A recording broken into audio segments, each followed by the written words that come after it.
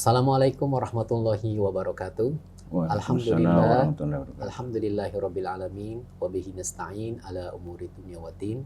Assalatu wassalamu ala nabiyyina Muhammadin wa ala alihi wa ashabihi ajma'in. Jumpa lagi bersama kita di podcast Nabelo Pura PTA Palu.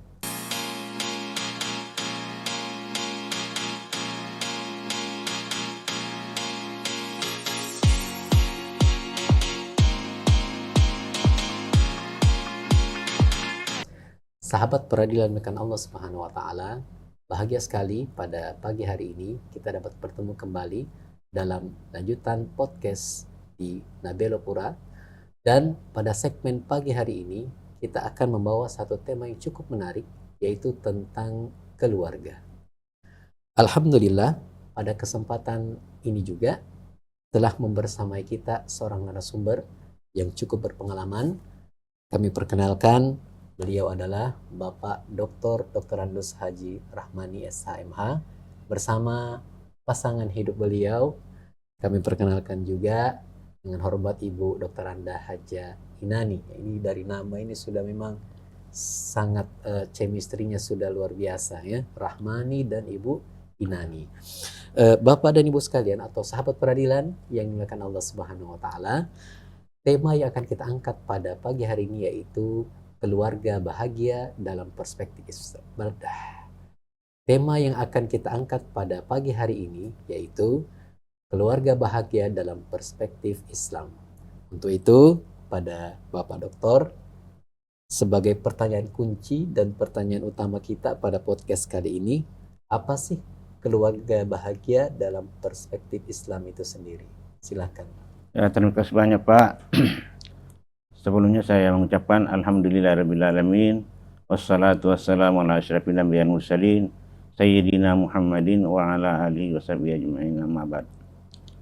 Pertama-tama mari kita memanjatkan puji syukur kehadirat Allah Subhanahu wa taala karena pada kesempatan ini kita bertemu di podcast Nabelo Pura Pengadilan Tinggi Agama Palu.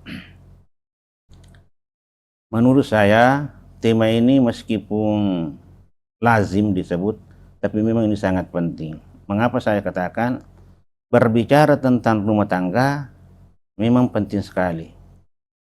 Karena meskipun dalam struktur pemerintahan maupun struktur kemasyarakatan, rumah tangga itu adalah unit terkecil.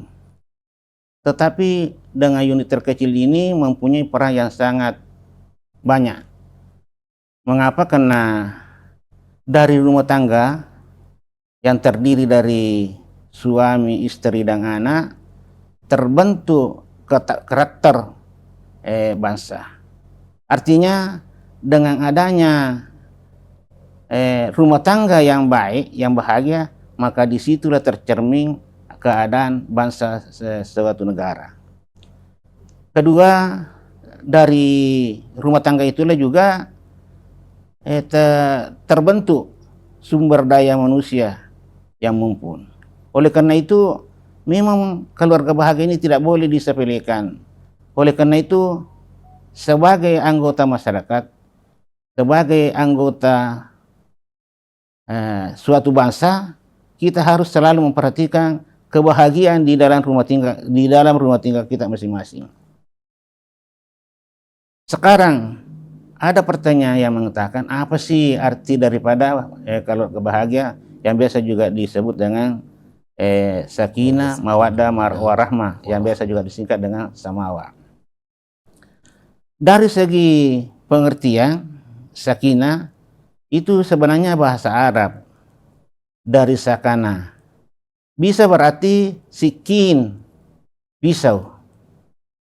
Pisau itu yang biasa dipakai menyembelih binatang. Biasanya itu kalau kita menyembelih langsung diam, ayam kah atau apa, langsung diam karena sudah meninggal. Artinya apa? Bahagia itu, keluarga sakinah itu harus berusaha mewujudkan ketenteraman, ketenangan, dan kesejukan sesuai dengan arti sakinah. Bisa juga berarti maskan, rumah, tempat tinggal. Artinya tempat tinggal itu adalah tujuannya untuk supaya kita berteduh tenang setelah kita melakukan kegiatan sehari-hari. Dan mengenai sakana ini sesuai dengan ayat yang mengatakan litaskunu ilaiha. Yang berperan penting di situ adalah istri. Karena ayat mengatakan litaskunu ilaiha. Ketenangan itu sumbernya dari wanita atau istri. Artinya wanita itu atau istri itu selalu berusaha menciptakan ketenangan dalam rumah tangganya. Dan pernah sering saya katakan bahwa sebenarnya mewujudkan ketenangan, kedamaian dalam rumah tangga yang diupayakan oleh seorang istri, seorang wanita, sebenarnya tidak membutuhkan biaya yang banyak. Bahkan di dalam ajaran agama mengatakan wanita yang baik adalah iza nadara sarratka.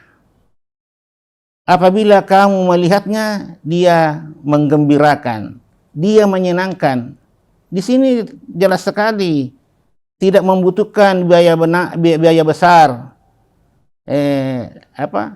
make up yang besar. Yang penting bagaimana kita ini seorang istri bisa menyenangkan dengan berseri-seri menghadapi suami.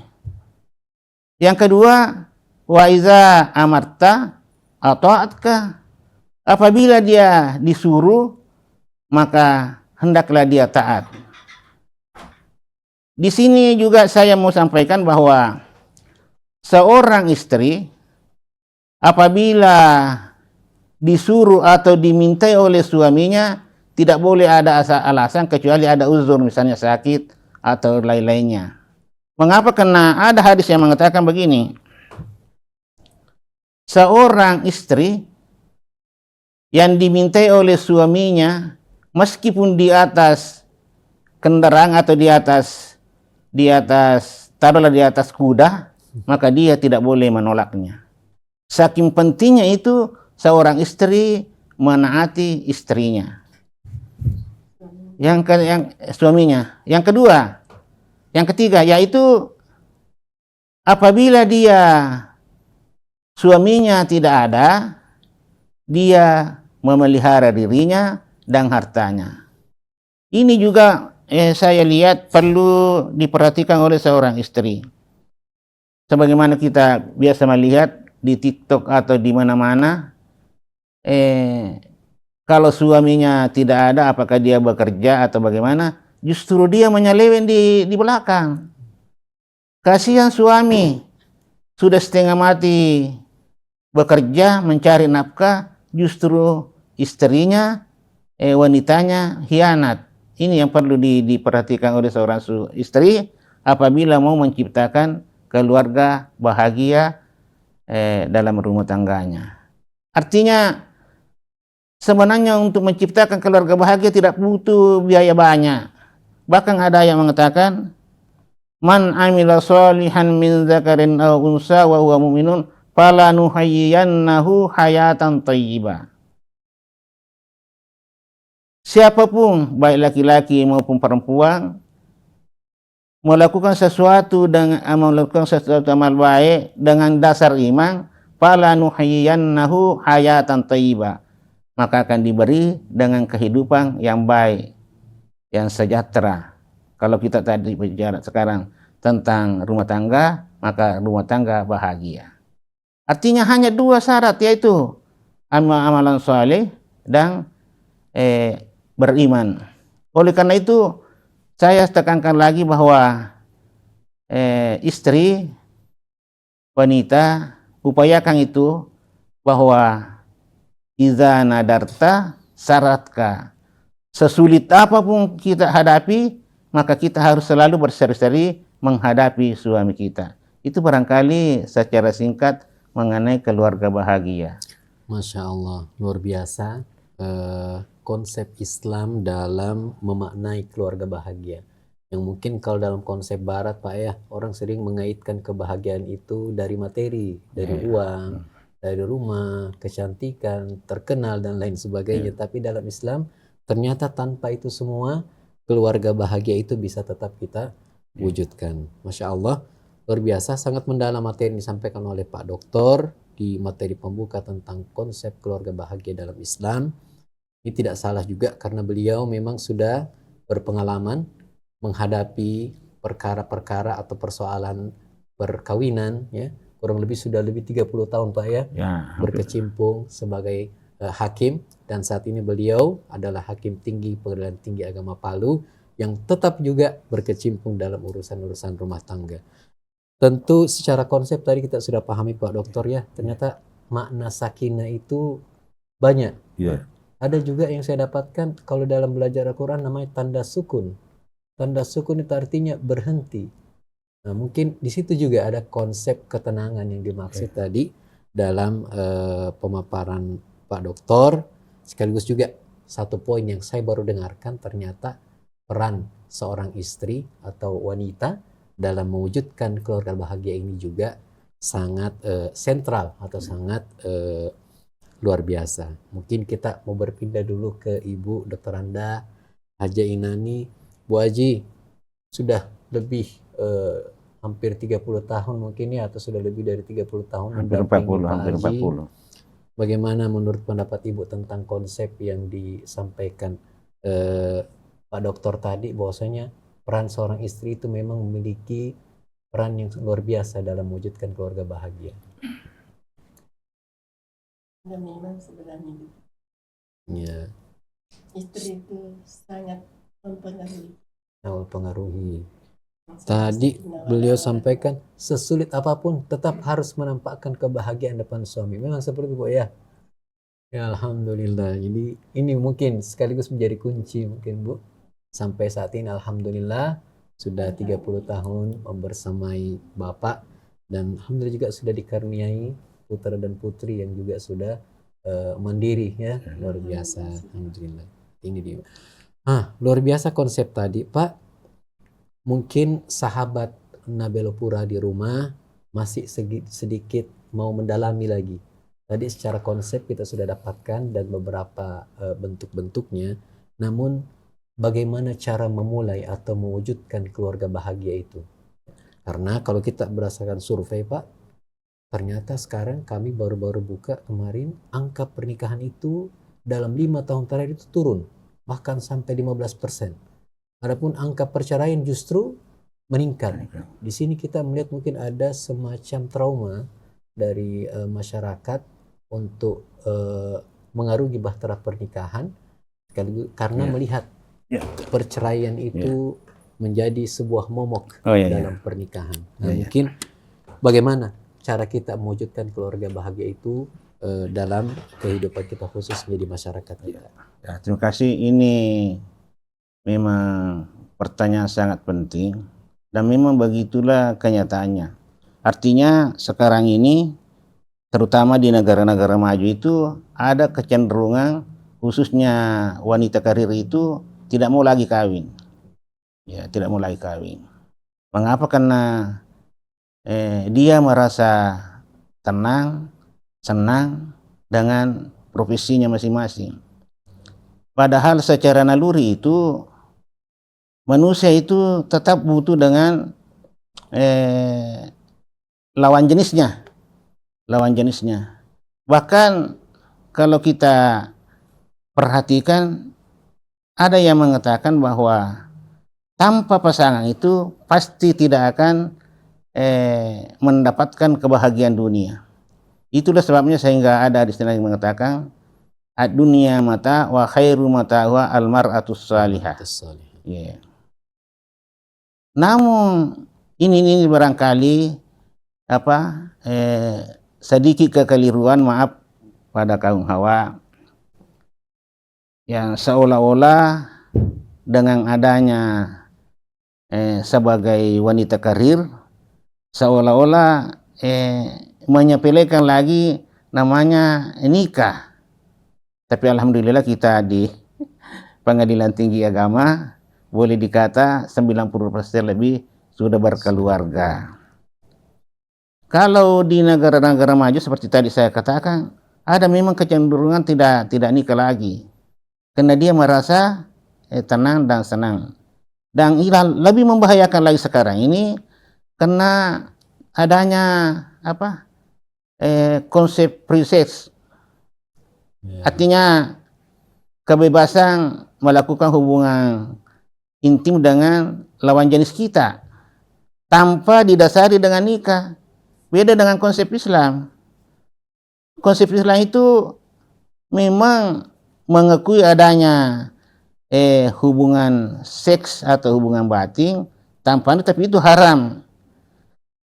Tapi sekarang ini ada kecenderungan orang yang penting tersalurkan dengan naluri seks itu atau kebutuhan biologis itu. Itulah saya katakan bahwa inilah kelebihan daripada ajaran Islam.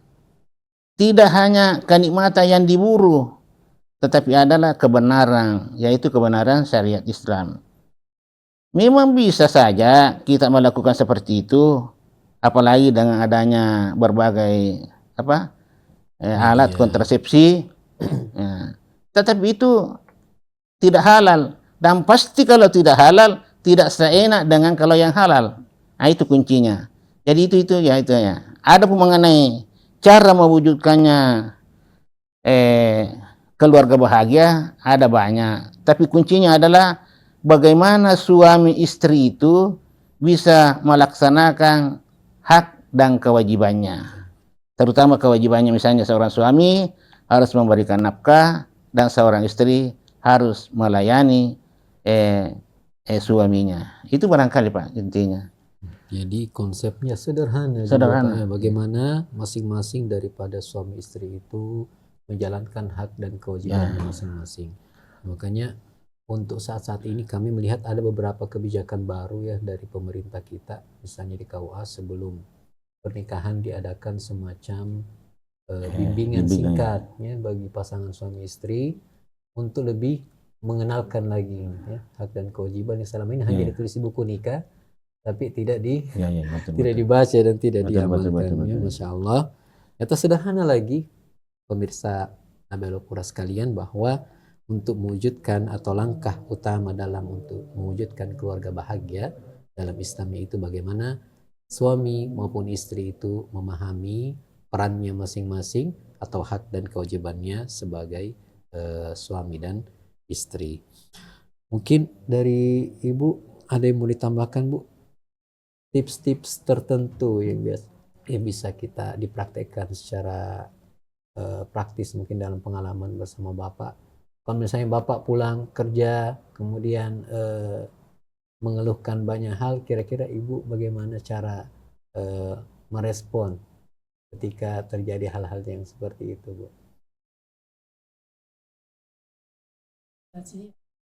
Apa yang diberikan yaitu responnya dengan cara sederhana saja. Itu yang memanas-manasi atau jangan memanas-manasi, harus diredam. Harus diredam. Dengan menekan emosi. Ya, yang mungkin disediakan minum dan lain sebagainya begitu Bu ya. Jadi bukan langsung atau ikut memanas-manasi dari hal-hal yang disampaikan. Jadi betul sekali ya. Ini pengalaman kami juga Bu ya di rumah seperti itu. Memang ketika ada satu yang panas, paling tidak yang satu memberikan respon yang meredam ya. Karena kalau sama-sama panas bertemu atau api ketemu api itu akan semakin berkobar. Luar biasa. Atau mungkin Pak Dokter kita perlu dapatkan lagi penjelasan lebih lanjut langkah-langkah yang dapat ditempuh ya bagi sahabat Nabelopura sekalian. Mungkin di antara pemirsa kita ini ada yang baru akan memulai mengarungi rumah tangga agar tidak ada trauma atau rasa khawatir dan lain sebagainya. Kira-kira langkah apa sebelum pernikahan, setelah pernikahan, saat pernikahan dan setelah pernikahan yang bisa dilakukan agar bisa mewujudkan keluarga bahagia ini? Ya, ya. Ini memang juga perlu diketahui bahwa seseorang apalagi yang mau membangun rumah tangga baru, sebaiknya memang memperhatikan hal-hal yang dipedomani oleh agama kita. Yaitu pertama, memilih pasangan. Memilih pasangan. Di dalam Islam itu dijelaskan bahwa memilih pasangan itu utamakan agama dan budi pekertinya.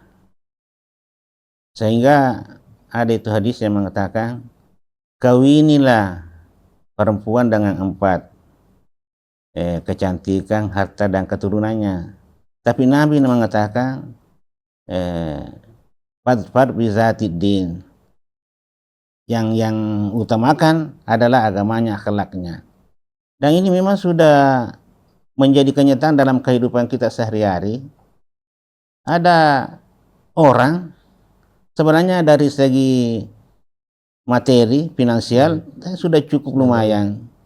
Tapi karena itu agamanya kurang, taruhlah dicontohkan seorang wanita cantik.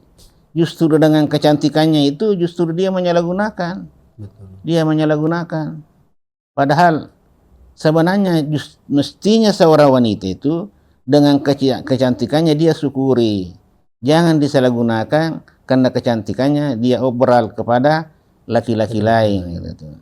Sehingga di dalam ajaran agama kita mengatakan, kawinilah, baik laki-laki maupun perempuan, terutama perempuan itu, kawinilah perempuan laki-laki itu karena agamanya. Meskipun menakjubkan, misalnya dia sudah punya usaha, dia punya jabatan, keturunannya baik-baik, tapi itu yang selalu diperhatikan. Dan saya ini buktikan, maaf, ini mungkin pribadi, apa namanya, anak saya itu kan 3 laki-laki. Alhamdulillah tidak tahu apa dasarnya orang. Ada beberapa orang menawarkan anak saya meskipun anak laki-laki. Tapi itu saya takuti. Padahal ada yang berpangkat, ada yang berketurunan, ada yang punya harta. Tapi itu yang saya khawatirkan kalau saya memilih tawaran sahabat itu dengan dasar itu, saya takut. Jadi alhamdulillah dengan memperhatikan itu tadi, memilih pasangan utamakan dengan iman dan akhlaknya. Itu barangkali. Luar biasa. Ya. Jadi konsep Islam tentang pernikahan ternyata bukan hanya setelah kita mengarungi rumah tangga, Pak Dokter ya. Bahkan sebelum pernikahan pun ini sudah harus diperhatikan. Ya. Jadi agama dan akhlak harus selalu menjadi opsi utama sebelum ke hal-hal yang lain. Meskipun itu boleh-boleh saja, sah-sah saja Pak Dokter ya. Tetapi memang tidak boleh dijadikan sebagai dasar utama. Ya. Luar biasa ya, sangat bahagia sekali kita bisa mendapatkan inspirasi dan manfaat dari apa yang disampaikan oleh Pak Dokter kita dengan pengalaman beliau yang menghadapi berbagai macam persoalan rumah tangga yang ada di Indonesia ya, mulai dari Sulawesi Selatan, Sulawesi Tengah, Gorontalo, Sulawesi Utara Pak ya. Bahkan pernah di Jawa juga. Jadi berbagai latar belakang sudah beliau hadapi. Alhamdulillah hari ini bisa berbagi dengan kita sekadar kesimpulan ya daripada perjalanan beliau menghadapi berbagai rumah tangga yang bermasalah. Bahwasanya rumah tangga sakinah, mawaddah warahmah itu wujudnya adalah ketika suami dan istri bisa menjalankan hak dan kewajibannya masing-masing. Dan untuk sahabat Nabila Pura sekalian yang ingin menikah, tidak perlu takut, tidak perlu ragu, karena konsep Islam begitu luar biasa, memberikan panduan bagi kita untuk memilih pasangan. Dan kata kuncinya tadi berdasarkan penjelasan Pak Dokter, utamakan agama dan akhlak. Insya Allah kita akan mencapai keluarga sakinah, mawaddah, warahmah. Jangan lupa untuk terus mengamalkan nilai-nilai Islam dalam kehidupan berumah tangga dan terus berusaha untuk menjadi pribadi yang baik ya. Jadikan abdi kita dalam berumah tangga menjadi bagian abdi kita kepada Allah Subhanahu wa taala. Terima kasih kepada narasumber kita Pak Dr. Haji Rohmani dan Ibu Teranda Haja Inani. Ini saya suka sekali menyebut nama berdua. Sudah berbagi pengalaman dengan sahabat podcast Nabelo Pura pada kesempatan yang luar biasa ini. Sampai jumpa pada episode berikutnya, insya Allah dengan topik-topik yang lebih menarik lagi tentang rumah tangga dengan narasumber yang luar biasa berikutnya yang ada di Pengadilan Tinggi Agama Palu. Terima kasih sahabat Nabelo Pura, podcast Nabelo Pura. Sampai jumpa. Kita akhiri. Wabillahi taufiq wal hidayah. Assalamualaikum warahmatullahi wabarakatuh. Waalaikumsalam.